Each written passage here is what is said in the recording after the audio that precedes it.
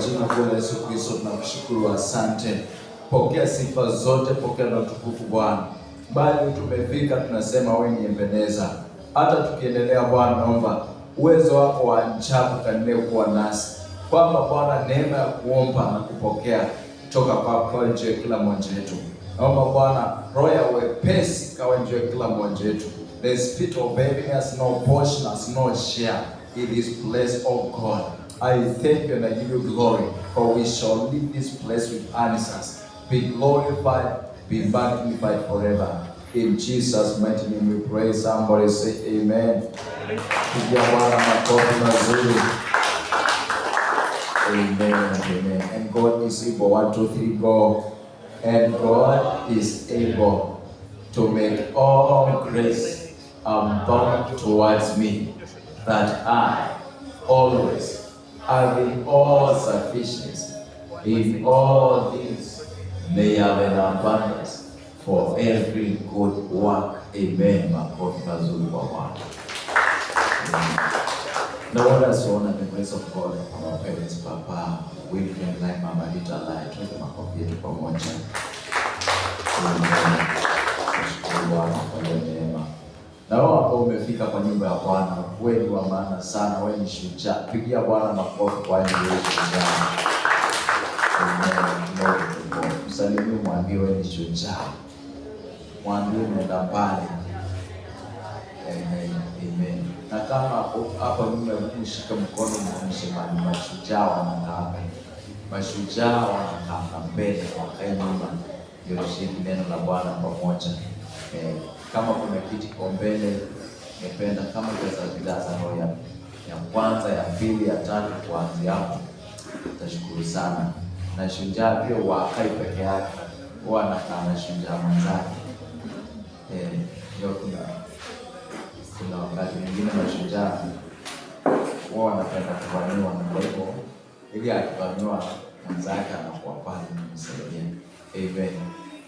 Kwa hivyo shujaa asikae peke yake. Na kwa njia tukaelezea hapo nyuma. Asante kwa Bwana wabariki mashujaa wengine, wapigie makofi mazuri. Amen. Mataifa hapa. Amen. Asante, tunaweza tukaketi. Hakikisha uko peke yako. Hakikisha hujakaa peke yako. I don't want anyone to be embarrassed.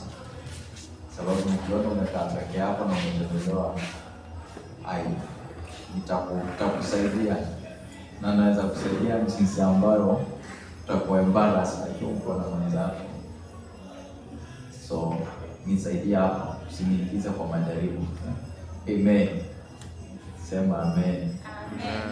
Usiniingize kwa majaribu. Ndio. Tubarikiwe pamoja. Kipenda tuangalie hapa kwa screen kubwa. Tusome Joshua chapter 1 verse 8, all of us kwa sauti 1, 2, 3, go.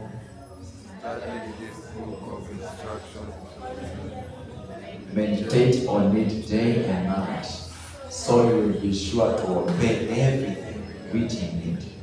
Only then will you prosper and succeed in all you do. Amen. Nashukuru Bwana kwa siku ya leo na usiku wa leo, na kila mmoja ambaye kwa nyumba ya Bwana. Nehemia chapter 6. Kwa baraka kubwa na majira kama haya ambayo Bwana ametuneemea, ametuneemesha kuwa mahali hapa, tutaishi kushukuru Bwana. Amen. Wewe ambao uko hapa unaenda mahali, sema amen. Na utazuilika, utafika kwa wakati ambao ni sawa. Asante pasta kwa neno. Sisi kama umesikia kile pasta amefundisha. Na kile ambacho nitafundisha na kile ambacho nimekuwa nikifundisha. God is saying something. Kwamba ni majira ya urejesho. Na wakati wa urejesho ukifika, kuna mambo ambayo hufanyika. Nimesema Nehemia chapter 6 verse 1. Kuna mambo ambayo utendeka wakati ambao urejesho wako umefika. Maandiko yanasema hivi, Jeremiah chapter 29 verse 10. Maandiko yanasema kwamba okay, kaatoa hapo leo nitakusomea ama utakusoma kwa Biblia yako. Maandiko yanasema Mungu mwenyewe anaongea kupitia nabii, na anasema ili kupitia nabii Yeremia. Anasema kwamba it is appointed for 70 years for these people to be in captivity, kwamba watakuwa mateka kwa miaka 70, na baada ya miaka 70 anasema atawatembelea, na atawatembelea ili afanye kazi nzuri ambayo alikuwa ameahidi, ama alikuwa amewaahidi hawa Waisraeli. Sasa angalia hapa, maandiko yanasema for thus saith the Lord that after 70 years be completed at Babylon I will visit you, kwamba baada ya miaka 70 kuisha mkiwa Babeli kwa utumwa, kwa mateso, nitawatembelea, na nitawatembelea to perform the word which you to perform my word, my good words towards you in causing you to return to this place, ili nifanye kazi yangu nzuri, ili niwasababishe mrudi mahali ambapo ni pasapo. Na kisha anaendelea kusema kwamba kwa maana nayajua mawazo yangu kwenu, nayajua mawazo yangu kwako, yale ambayo nakuwazia ni mawazo mema, hata kama uko kwa utumwa, hata kama uko mahali ambayo huipendi, hata kama yale mambo unaona yaleki, mawazo ya pana kwako ambaye ni Muumba wako ni mawazo mema ya kukupa siku nzuri za usoni. Na angalia maandiko yanatuambia ule wakati ulipofika, kwa hakika Bwana akafanya kazi yake ile alikuwa ameahidi, kwa maana neno la Bwana ladhibitika mbinguni kwa kiti cha enzi, na it is forever established. Na anasema mambo yote yatapita ya dunia, lakini neno lake hata njozi moja haitapita mpaka itimie bila kuhamia. Na kwa hivyo hili neno ambalo liko kwa Yeremia 29 verse 10 ikatimia. Na baada ya kutimia, maandiko yanatuambia hao watu wakarudi kwao, na ndio tuko hapo sasa. Na waliporudi, walirudi fully equipped by King Cyrus to do the assignment of one, rebuild the temple, rebuild the walls. Na waliporudi kwa miaka kama 10 hivi, kuna mambo yalitendeka ikawa ya kuwafanya wasisonge mbele. Wakati urejesho umefika, wamerejeshwa kweli kwao, lakini roho ya utumwa bado inawafuata, mpaka wenzao wengine wameanza kuwatoza riba. Wakafika mahali wakaanza kuuza watoto wao, wakafika mahali wakauza manyumba, hiyo ni masikini. Wakafika mahali ili wapate chakula, food to survive. Lakini angalia, maandiko yanatuambia Yeremia kwamba wakati mmoja, kisoma chapter 1 na chapter 2 verse 7, mtu mmoja ambaye anaitwa Anani alipomtembelea Nehemia akiwa Citadel Shushan, alimuuliza Waisraeli ambao walitoka mateka wanaendeleaje, wale walibaki. Na huyo Bwana akamwambia hivi kwamba they are in great distress because the walls is broken and gates are burnt with fire, kwamba kuta zimebomolewa na malango yamechomwa kwa moto. Hiyo inafanana na Ziklag. Kwa hivyo Ziklag, ukisoma maandiko yanasema Daudi walipofika walipata imechomwa, hakuna kitu. Sasa nikwambie jambo, 1945 kulikuwa na hivi kwa Second World War, ama vita vya pili vya dunia. Sikia hapa, ndio watu wanapenda historia sana. Hizi vita vya pili vya dunia, hata nikuulize swali moja, vilipigana na kina nani? Dunia yote, si ni kweli? Si ni kweli? Si ni kweli? Second World War vilipigana na dunia yote, si ni kweli? Lakini unajua ukweli wa mambo, hizo vita Kenya iko pigana ama Kenya si dunia? Ukweli wa mambo, Tanzania iko pigana hizo vita. Hizo vita zilipigana first world countries, lakini ikaitwa vita vya dunia sababu imepigana super power. Unajua mimi nakwambiaje, kuna wengine kulikuwa na kitabu kilichoitwa Shamba Wanyama, na kuna wengine walikuwa ni wanyama kuliko wengine. Sasa angalia, kwa hizi vita ziliisha na kubaki na nini na two allies ambao ilikuwa ni US na Japan na Germany. Na ili ziliisha kwa US bombing wakitumia atomic bombs kupiga nini mbili two cities Japan ambao ilikuwa Nagasaki na Hiroshima, na ikawa watu wengi sana, na hivyo vita zikaisha. Na baada ya pale kuna kitu na kuonyesha kufikiria ni vizuri hata ushindi. Baada ya pale ile jambo ilionekana kana kwamba haitawahi ile mji yote hawajengwa tena, kwa sababu the effects of atomic bombs ni zile nuclear weapons zinasikia zinahakikishwa zisitumike, sababu effects zake ni mbaya sana, zinachukua miaka na miaka. Lakini baadaye ilijengwa. Sasa angalia hapo, hao wapendwa, sasa tumetoka huko historia. Hao wapendwa wamefika mahali wakapata makazi yao, wale wazila yamechomwa na moto, ni kama wakapata kucompose, hakuna mahali. Na hapa tunaambiwa in that chaotic situation, ama katika hiyo hali ambayo ni ya dhiki, ama ile picha ambayo Nehemia anapewa hapa ni kwamba wale watu ambao walitoka kwa utumwa Babeli, hali yao inafanana hiyo hao watu wao. Nataka kubadilisha hiyo vita vya pili, ama inafanana na watu wa Ziklag. Hakuna ukuta, hakuna malango, they are vulnerable, they are exposed, wako kwa hatari. Lakini walitoka kule wanje wajenge na wapumzike na wapate urejesho, waishi maisha mazuri. Lakini somehow I don't know what happened, anaambiwa malango hata yao.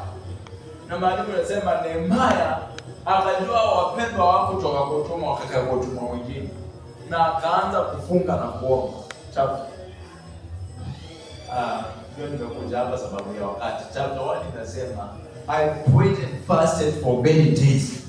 Na chapter 2 verse 7 inaendelea kuelezea jinsi alitokea na akapata kibali mbele za mfalme. Usitoke hapa mbele za mfalme.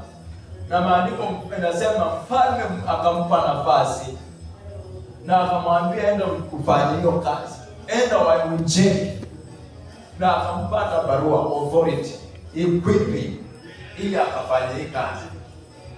Lakini nini ambacho kilimsababisha?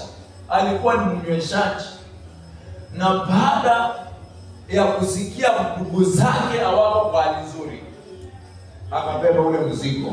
It came as a burden in his heart, na akaanza kufunga na kuombea.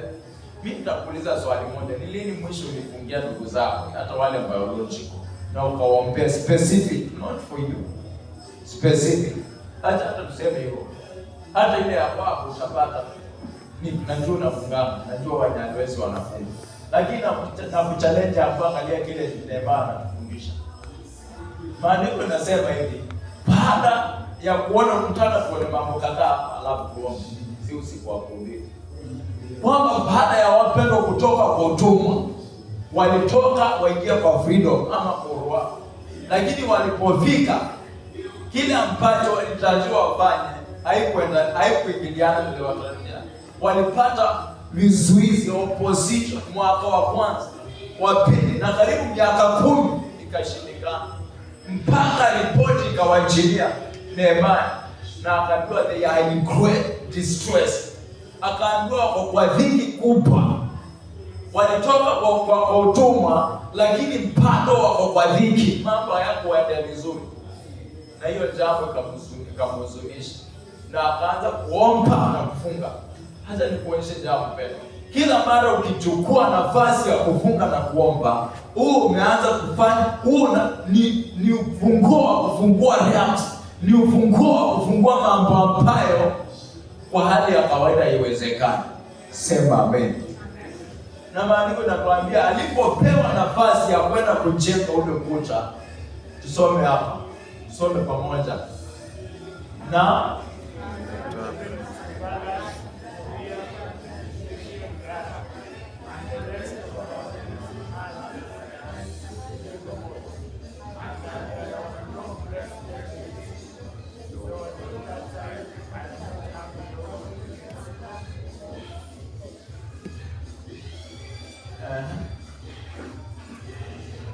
That Sanballat and Geshem sent to me saying, come, let us meet together among the villages, the plains of On.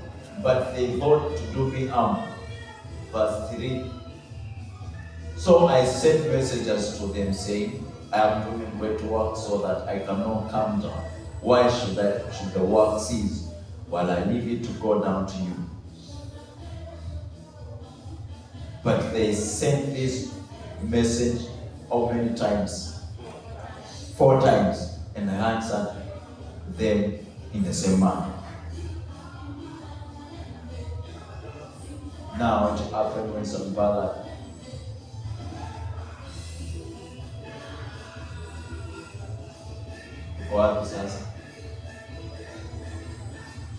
Then Sanballat sent his servant to me as before the 50th. Tunasoma verse 4. But they sent this message 4 times and answered the same manner. Then Sanballat sent his servant to me as before the 5th time with an open letter in his hand. In it was written, it is reported among the nations, and Geshem says that you and the Jews that to rebel, therefore unto these rumors you are rebuilding the wall, that you may be their king. May the Lord bless the name of his word. Nataka nikuonyeshe kitu kwamba maandiko nasema kwamba walitumana.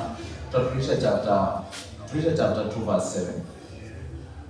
Maandiko nasema kwamba alitumana, na alipotumana, verse 17 nasema, and he said unto, chapter 2 verse 7 nasema, then said I unto them, you see the distress that we are in, Jerusalem lies waste, and the gate thereof are burnt with fire.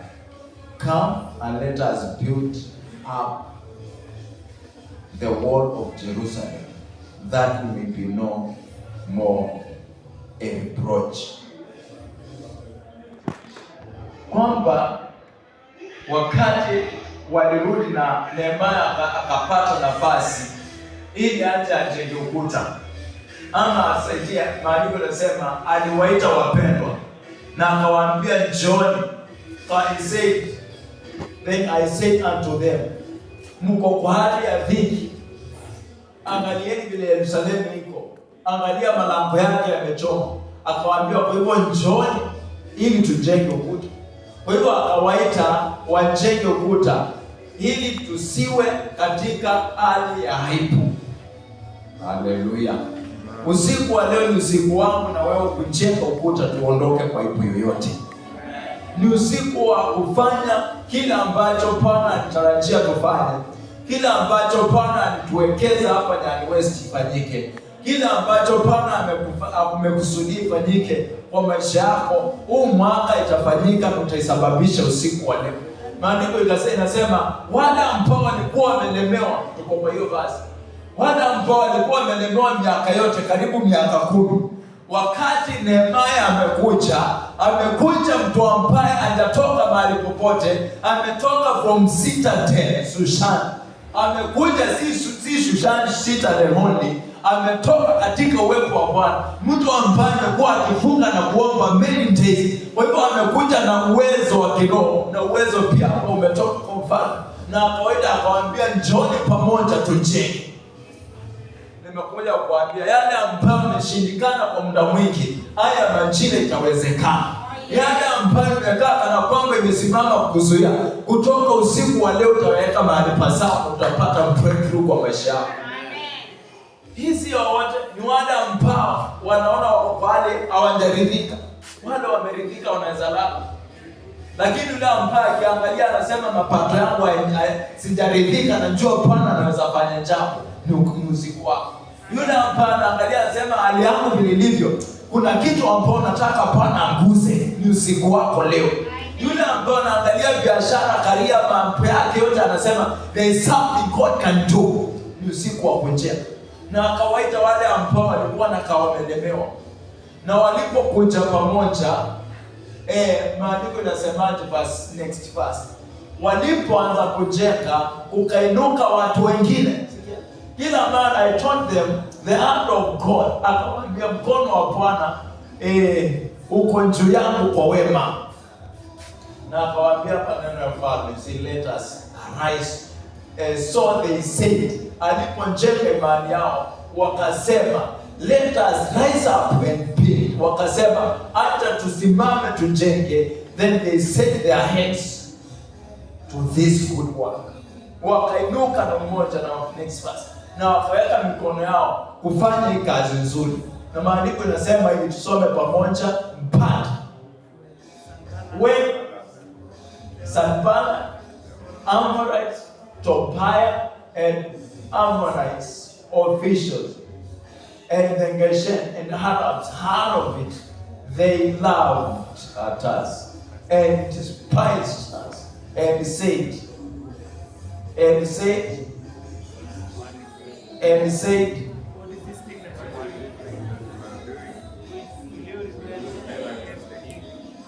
kwa hivyo wakati ambao wameinuka wakaanza kujenga, maandiko yanatuonyesha makundi wengine wakainuka wakati ambao hawakuwa jenga, au watu walikuwa sawa.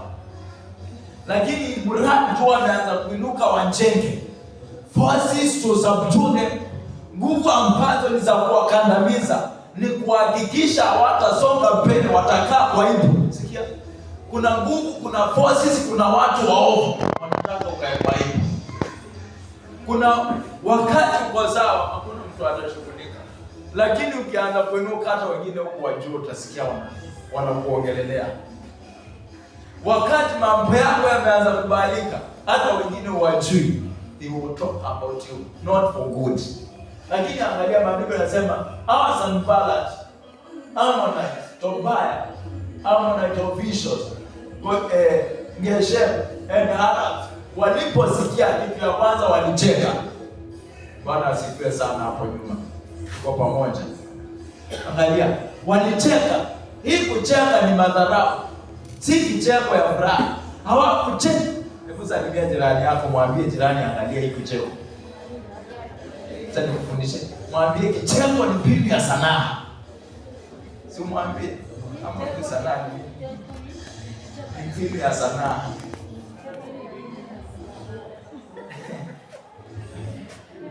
Angalia hapa.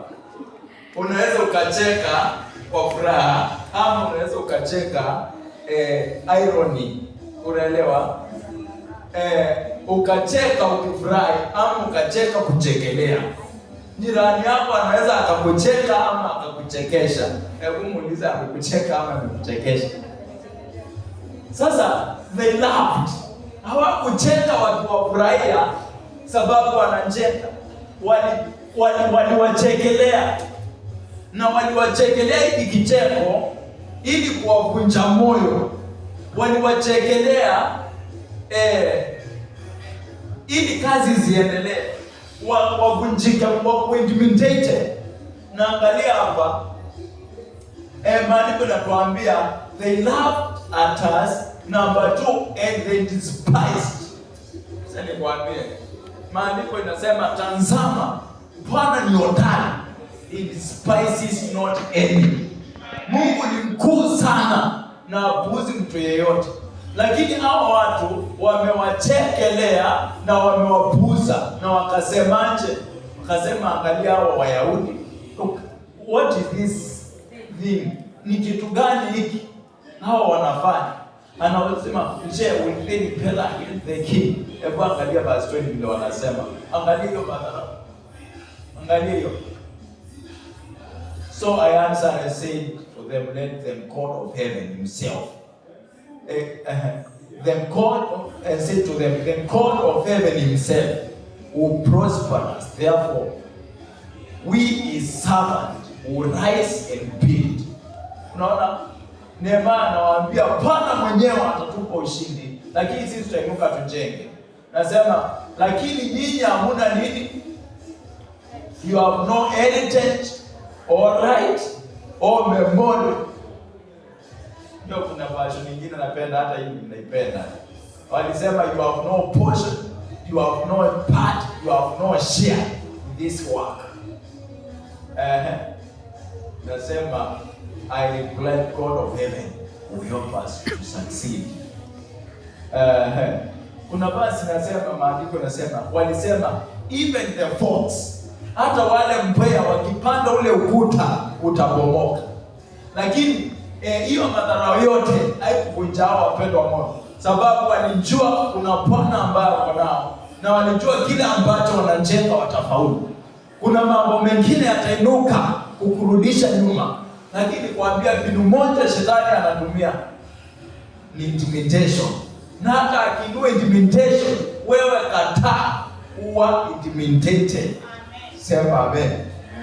Na maandiko yanatuambia walipoona wanajenga na warudi nyuma, chapter 4 verse 6 natuambia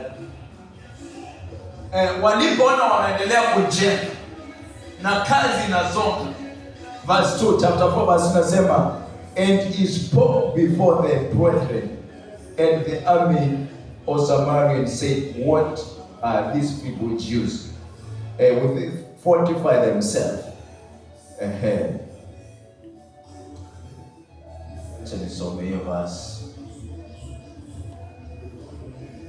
3 nasema, Tobiah Amorite and so say even which they paved their forts. Anasema hata mbwea, verse chapter 4 verse 3, hata mbwea wakiupana ule ukuta utabomoka. Hata nikuonyeshe kitu. Angalia hapa. Bwana asifiwe hapo nyuma. Tuko pamoja. Hello there. Wanasema hata mbwea akipanda ukuta utabomoka. Ule ukuta ambao anasema mbwea atapanda utabomoka si kama wa nyumba. Ni ukuta ambao ukisoma pale utapata kwaya ilikuwa inatembelea juu yake wakati ulimalizika, wakiimba kwaya mbili, moja upande huu na mwingine, si mtu mmoja. Kwa hivyo ilikuwa ni ukuta mpana, ukuta pengine kama ule wa Cheka ambao maybe ungepitia gari. Lakini wakati wanajenga wale ambao ni maadui kuvunja moyo, wanawaambia hata kwaya akipanda utaanguka. Lakini wewe kuwavunja moyo wakaendelea kujenga. Na next verse, wakaendelea kujenga sababu walikuwa wanajua kuna Mungu ako nao. Verse 4,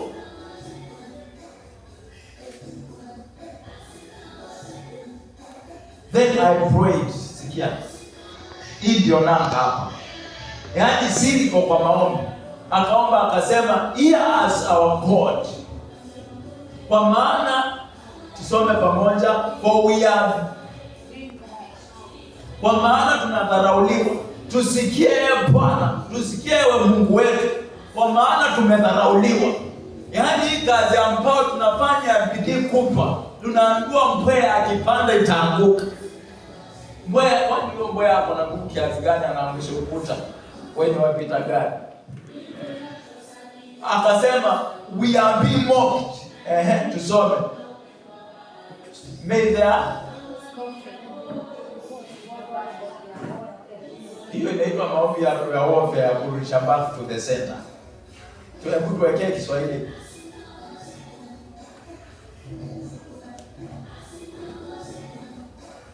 Anasema nikamuomba Bwana, kamwambia nisikie, tusikie ewe Mungu wetu, kwa maana tunapuuzwa.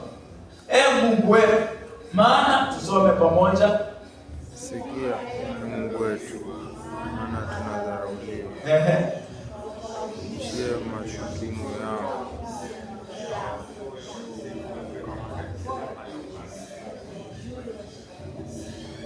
Tusome kwa sauti, wajua hii ni prophetic. Hii kuna maombi tutaombea maadui itendeke leo. Kwa hivyo ni vizuri uishike mapema, usiache. Ni vizuri ushike maombi ile tunaomba. Sikia Mungu wetu, maana tunadharauliwa. Ukawarudishie juu ya hata wale ambao wanakushutumu, mashutumu yao Bwana akawarudishia wapi? Juu ya vichwa vyao. Ukawatoe watekwe.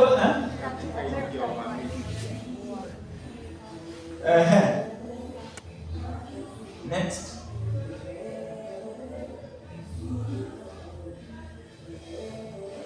Kwani tunalala?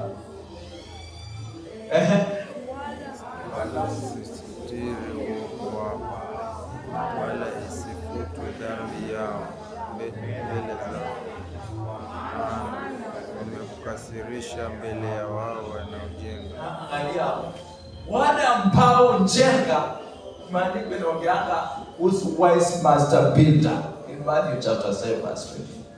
Na wale ambao jenga, anakuonyesha ile level amewekwa, ameheshimika. Anamwambia Bwana, hii maombi imeombwa na Zaburi. Anamwambia Bwana, wala usishiriki, usiusitiri uovu wao, usiufunike uovu wao. Kwa lugha nyingine, hata dhambi yao ikuwe mbele zako kila wakati. Hata wakiomba maombi yao usiajibu, wala isivutwe dhambi yao mbele zako, kwa maana wamewakasirisha ama wamewapuza ama wamewadharau mbele ya hao. Wamekukasirisha mbele ya wanaojenga. Sio Kiswahili kama inasema hivyo hapa, Kiswahili inaeleza translation. Nasema version yangu nafikiri nasema kwamba hebu tuwekee Kiswahili kuone na unaona. Maana wamekukasirisha. For they have provoked you to anger before the builders. Na kwa hivyo huyu ni Nehemia, ni maombi mbele za Bwana. Na baada ya hiyo maombi, next verse 6. So we built the wall and the entire wall was joined. Kwa hivyo baada ya maombi wakajenga ukuta wote na wote ukaisha. Na people, kwa maana watu walikuwa people and Bwana asifiwe sana. Hebu tusome pamoja sisi wote.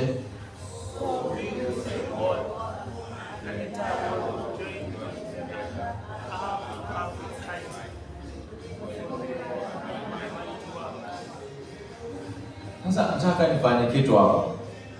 Saidia jirani yako asilale, ndio tuwe pamoja. Maandiko inasema wakati ukuta they joined together, ukao kama umefika nusu, kwa maana watu walikuwa na akili ya kufanya kazi pamoja, ama they might to work, ama walikuwa na umoja wa kujenga. Na kwa hivyo maandiko yanasema baada ya wale maadui zao kujua kazi inaendelea, walianza kumuita, wanamwambia shuka, njoo tusemezane. Wakamwambia njoo. Verse 9 inasema nevertheless we made our prayer to our God and set watch against them day and night. Tukaomba maombi yetu mbele za Bwana na tukao kutazama mchana na usiku. Baada ya maombi walichukua hatua, wakahakikisha adui akija kuna watchmen ambao haweki. Salimia jirani yako, mwambie they set watchmen. Mwambie you are a watchman tonight. Mwambie wewe leo uko kwanza. Kwa hivyo wakati ambao wanajenga, wengine usiku wanaangalia wale maadui wasije wakavamia ama hata wasije wakabomoa. Maandiko yanatuambia verse 10 kwamba Judah said the strength of bearers of burden is decayed. Kwamba nguvu za wale ambao ni wabeba mzigo zimeanza kupungua na kuna uovu mwingi ambao imefanya kazi ziendelee. Then verse 14, maandiko yanasema wakati analalamika, Nehemia akainuka na akawatia nguvu, akawaambia mkumbukeni Mungu ambaye ni hodari, ambaye ni mkuu, na anawaambia Some pamoja, Rose and say to the nobles, do not be afraid of them. Msiwaogope. Salimia jirani yako, mwambie usiogope. Mwambie usiogope hao maadui. Do not be afraid of them. Remember the Lord, number one, who is great and wholesome. Mwenye mkuu, mkumbuke Bwana, mkuu na wakutisha, na upiganie ndugu zako, watoto, vijana wenu, binti zenu, bibi zenu, wake wenu, na wote ambao ya nyumbani. Usiku wa leo ni usiku wako wa kupigania ndugu zako. Sema amen. Ni usiku wako wa kupigania future yako. Ni usiku wako wa kupigania hatima ya watoto wako. Ni usiku wako wa kupigania jamii yako. Sema amen. Hao Sanballat, hao Tobias, hao Waarabu wanaweza kainuka. Wanaweza hata wakainuka wakafunga na kuomba. Lakini usiku wako Bwana anakuambia usinjali. Hata sikia. Hata wengine wakifunga miezi, Bwana anakuambia ndio neno lako leo, kwamba usiogope. Sema amen.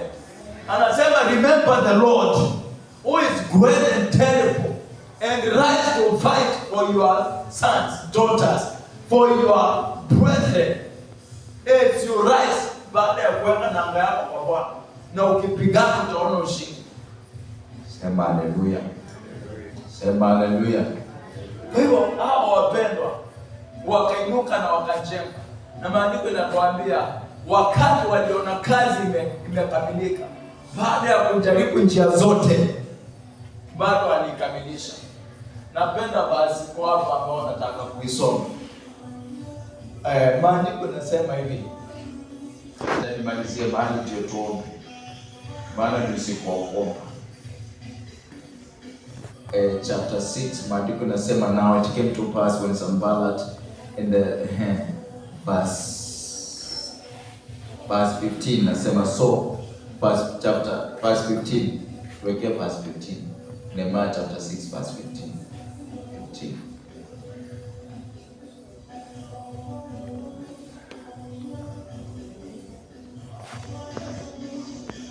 Some pamoja.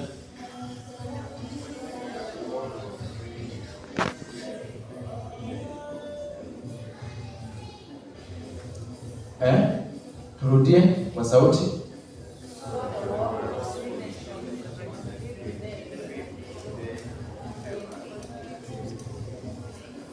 Next.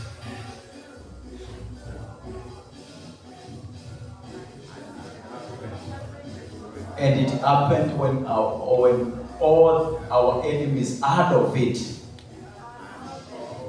nations around us, saw these things, that they were. Tuwekee Kiswahili tusikie Kiswahili nasemani.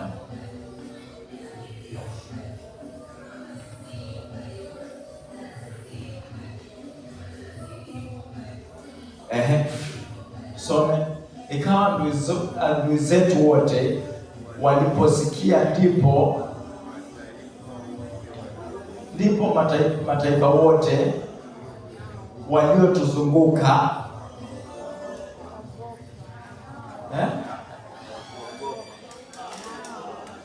tuanze tena. Ikawa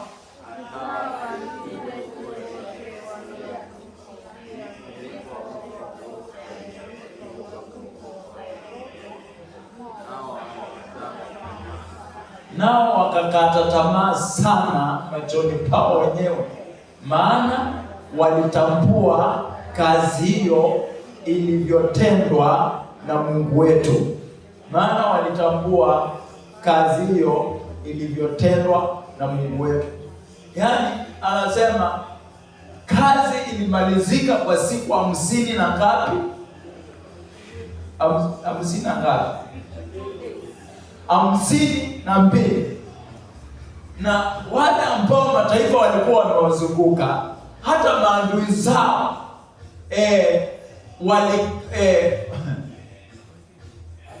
walikata tamaa, waliowazunguka maadui, waliwaogopa, walikata tamaa, walishiwa na nguvu, walijihisi wanyonge, nao wakakata tamaa sana. machoni pao wenyewe, kwa maana walitambua hii kazi, walitambua hawa watu hawako peke yao, walitambua hii ni uwezo wa Bwana umewawezesha. Waliona hii kazi ilitendwa na Mungu wetu. Sikia hapa, simama kwa miguu yetu, simama kwa miguu yetu. Nataka nikuonyeshe kitu hapa, alafu simama, kila mtu leta stand. Maandiko inasema hivi, hawa watu ambao walikuwa wamejaribu kazi itendeke miaka 10 imeshindikana, na wakakaa kwa aibu, wakakaa kwa dhiki, wakakaa maisha ambayo hawayataki, and they can do nothing about it. Wakati sikia, hii ni watu wengi, lakini hiyo ripoti ikafikia mtu mmoja ambaye anajua kuengage the realm of the spirit, na akachukua hatua ya kufunga na kuomba. Na alipopewa nafasi baada ya kufunga na kuomba, alipoenda hiyo kazi ambayo ilikuwa imekwama miaka,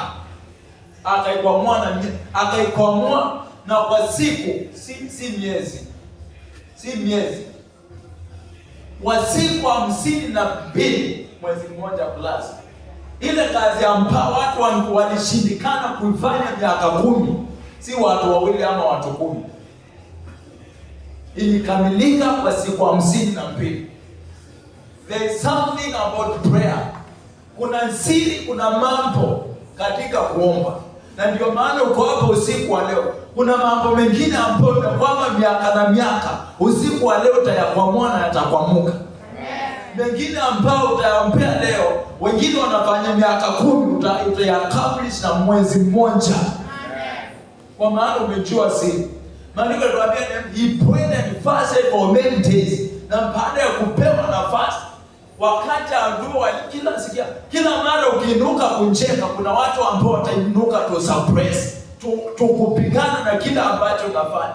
Lakini shukuru Bwana, unajua hatima yako. Hata wakiinuka hautakata tamaa, utakuwa unaona mahali unaenda na utafika. Hata sana mpaka hata akiinuka, hata hao topaya si wakiinuka, hata wakijaribu kupiga kazi, lazima itatendeka mwaka huu. Nasema huu mwezi wa 3 kuna mambo mengine yatatendeka, shetani apende asipende, kwa maisha yako, na sababu utasababisha usiku wa leo 52 days. Kila ambacho ule urejesho, ilikuwa restoration.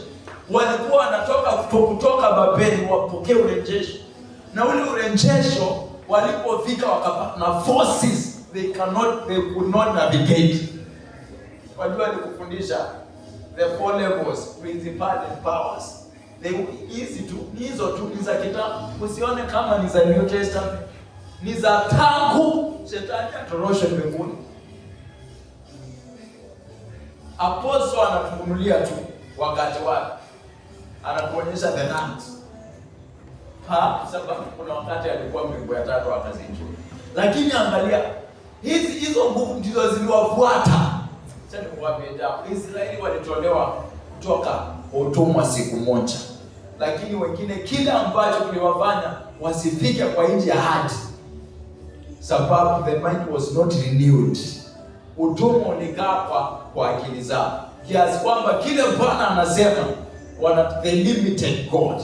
Tuwesoma hii maandiko nasema they limited the whole word of Israel, ambao unaweza ukawekea Mungu mipaka, na ukiwekea Mungu mipaka anakwazika, na akikwazika stagnation inafanyika. Au walipomwekea mipaka, hata wengine hawakufika hiyo njia, sababu Mungu anasema nimewapea, lakini wanasema hatuwezi. Hata tunataka turudi huko Misri, tunatafuta kiongozi aturudishe. Wamesahau kulikuwa na Red Sea, hawajua taifukaje. Wamesahau kwamba Farao ambaye wanarudi kwake alikufa, wale majeshi wake, na huko ndio wataku. Lakini angalia hapa, hao wapendwa wametoka, lakini mpaka na hao pia wametoka Babeli, na mahali wamerudi, the forces of operation bado inafuata. Ulimwengu wa roho, sasa ni kuambia siri moja, ulimwengu wa roho ni kama like internet. ya kwamba umehama hapa Mombasa uende nchi nyingine, hata Marekani. Haya mapepo kutoka hapa kwenda Marekani kwa nje, ama the forces, kama ni kazi utafuata, kama ni nguvu, and you have to fight. Ndio maana chapter 40 maandiko yanasema 4:14 kwamba fight. Kwa hivyo unaambiwa siri kwa kupigana. Kumbuka Bwana ambaye ni hodari na ambaye ni wa kutisha, then you fight for your brethren. Kwa hivyo unaambiwa ni usiku wa kupigania ndugu zako na mambo yako, si wakati wa kufanya mambo negotiation. Nikwambia hawa kina Tobias hawaelewani negotiation, ndio wanamuita, lakini anasema walikuwa wanataka kufanya nini ubaya uovu to harm him. Lakini yeye anawaambia remember the Lord and fight for your brethren. Kwa hivyo maombi ya vita, it is real. Si maombi ambayo ni ya kuambia let us negotiate. You have no business to negotiate with devil. Hauna kitu ambao mnafanya treaty na yule adui, ama hana share, hana portion kwa jamii yako, kwa hatima yako. Hauna kitu ambayo ni wewe mweketini. Wewe ni kumpiga, ni kumresist, na yeye kazi yake ni kukimbia. Akija kwa njia moja, wewe kazi yako ni kupigana. Na usiku wa leo tunaenda maombi ambao ni ya kupigana na kila Sanballat, kila Amorite ambao wanainuka. Kwa hivyo lugha nyingine anawaambia mmekwama kwa miaka 10 sababu you were too good. You need to fight this battle. You need to be strong. Wakija mpigane, kwa sababu lazima kazi ifanyike. Nasema kutoka usiku wa leo ni wewe upigane, kwa maana kwa vyovyote vile lazima ufika kwa hatima yako. Hautafika kwa kupepelezana ama compromise. You will force your way kupitia kwa maombi. Nehemia anawaambia kwa lugha nyingine, mimi nimejua kupigana vita vya kiroho. I fought spiritually. Kabla sijatokea hapa, nimetoka mahali. Sijatoka Ikulu direct. Kwanza nimeengage mbingu. Kisha nikatoka, niko na forces mbili za mbinguni na niko na za Ikulu. Na hii vita hii kazi kama itamalizika, kwa lugha nyingine anawaambia hii kazi niko hapa, tutaimaliza na itamalizika kwa wakati, haitachelewa. Na kwa hivyo kama itaenda hivyo lazima tutapigana. Akawaambia uga kando ni vita. Na wakakaa usiku. Nasikia imagine hawa Sanballat walipojua wakuja huwa ni waoga sana, lakini wanajaribu kuweka uoga, kutuma barua za vitisho, lakini yule ambao wanajaribu kutishia ni mtu ambaye amejua kufunga na kuomba, ametoka mahali kwa uwepo wa Bwana. Ni mtu ambaye anasimamanga kwa uwepo wa Bwana. Nasema ni mtu ambaye alikuwa anafanana na Wanyaliwezi ambaye kwa kesha leo.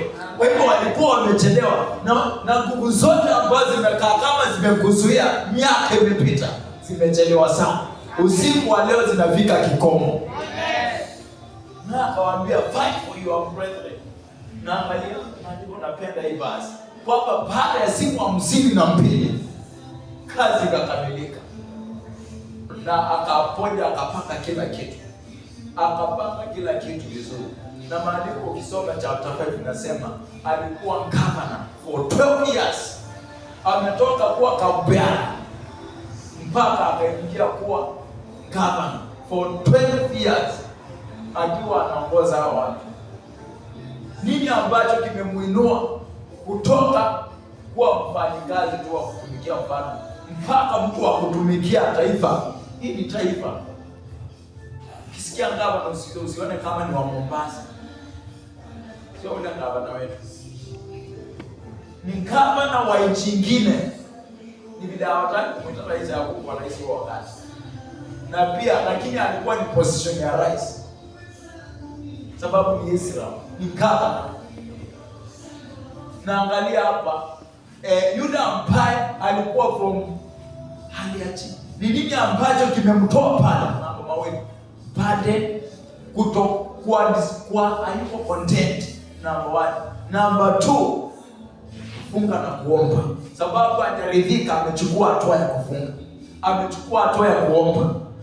na kutoka pale amechukua hatua ya kuja kujenga. Na Sanbalati wakifikiria watamnyamazisha kama wengine, wakapata ni wrong number. Wakapata huyu si wa kanisa zile zingine, ametoka Nyalewezi. Na mimi nasema kila Sanbalati usiku wa leo, kila Amorite, kila Moshe, kila yeyote wote usiku wa leo mahali pao wataingia mahali pao, na ukuta wako utajengeka, hatima yako itakamilika, jamii yako itasimama, biashara yako, urejesho wako utakamilika na mapema. Wayahudi in 52 days wakawa urejesho wao umerudi 100%. Ile restoration ambayo walikuwa wafurahie, wakawa wanafurahia 100%. Ile ambayo ilikuwa imekwama miaka kakamilika.